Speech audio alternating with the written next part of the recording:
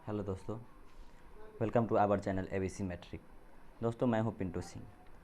कक्षा 10 गणित बीटीबीसी या एनसीईआरटी का हम लोग जो है प्रश्नावली 8.1 को करने वाले हैं।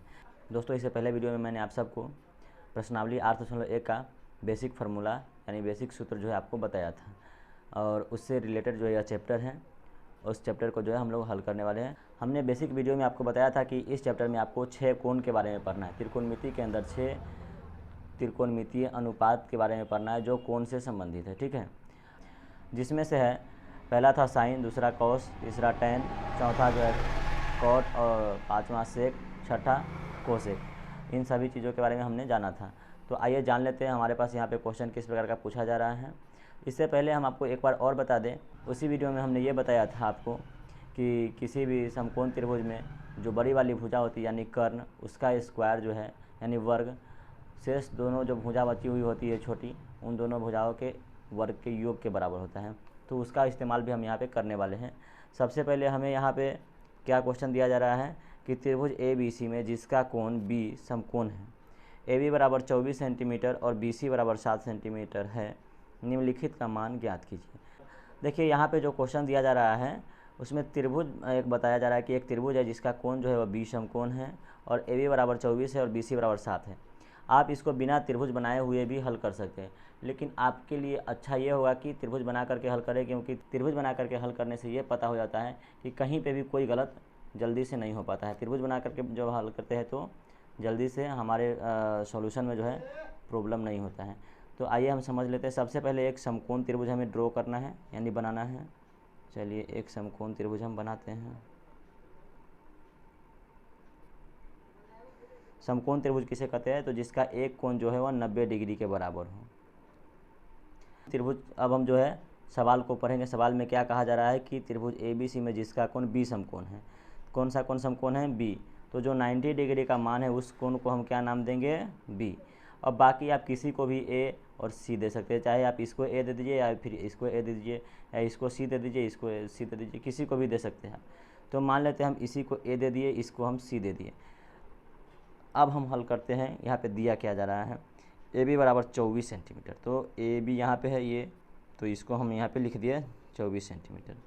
और बी सी बराबर हमें कहा जा रहा है 7 सेंटीमीटर, तो बी सी बराबर 7 सेंटीमीटर। तो ए बी और बी सी दे दिया गया है। तो बड़ी भुजा जो है, बड़ी भुजा को हम क्या कहते हैं? कर्ण कहते हैं, या समकोण के जो सामने की भुजा होते हैं उसे कर्ण कहते हैं। और यहाँ पे पाइथागोरस प्रमेय हमने आपको कल बताया था पिछले वीडियो में।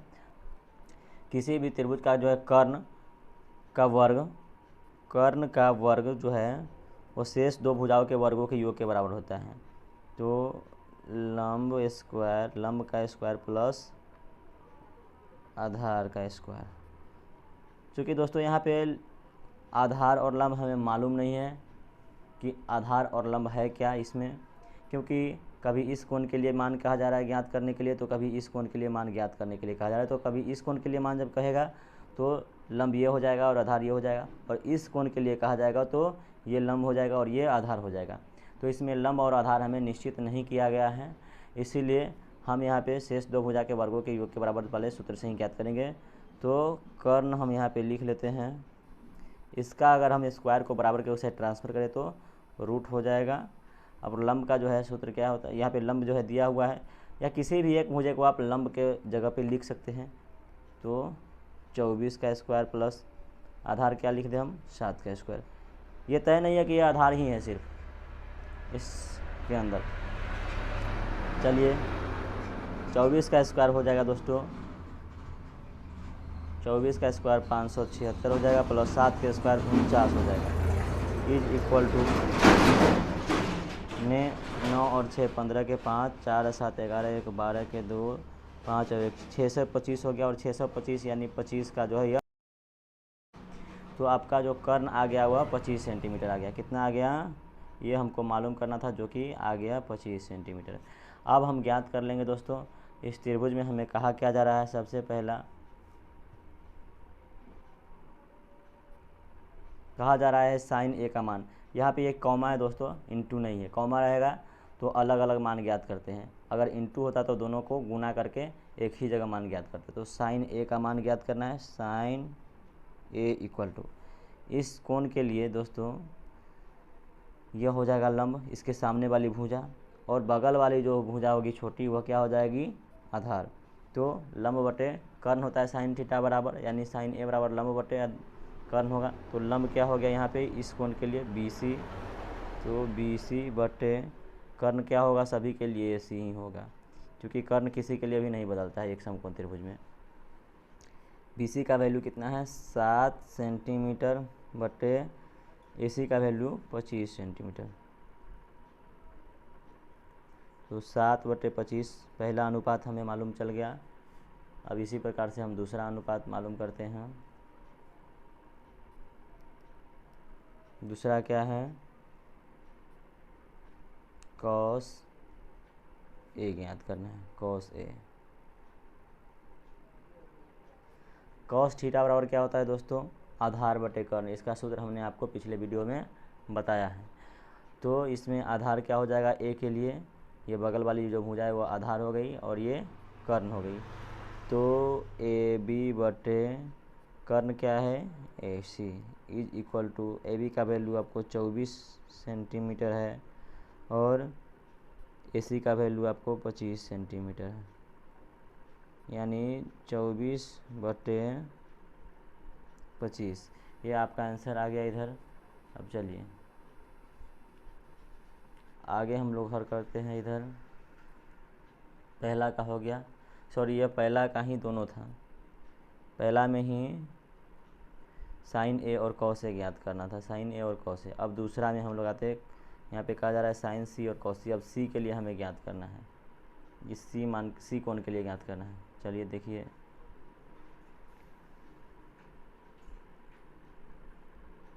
साइन C इक्वल टू क्या होगा, साइन थीटा का मान तो लंब बटे कर्ण ही होगा। तो लंब क्या है इस कोण के लिए, लंब यहाँ पे ये आ जाएगा और कर्ण ये आ जाएगा। तो लंब बटे कर्ण इक्वल टू लंब जो है AB है बटे कर्ण हो गया AC इक्वल टू लंब इसके लिए AB का मतलब 24/25 आ गया। एंड इसका cos C हमको ज्ञात करने के लिए बोला जा रहा है।